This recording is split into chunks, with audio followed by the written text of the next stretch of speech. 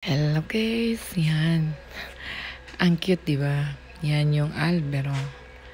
Dinatali na bagong style ngayon ang kulay. Yan.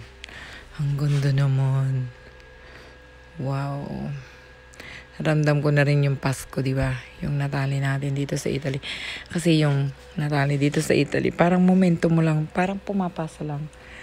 Dating mo ng December pa lang talaga mararamdaman mo yung natali dito sa Italy.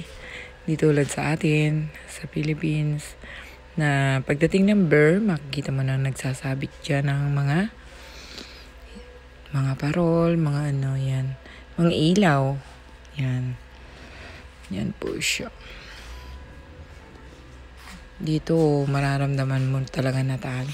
Minsan kasi December pa, hindi mo pa rin maramdaman pagdating mo pa ng, kasi dito kahit 24, 25,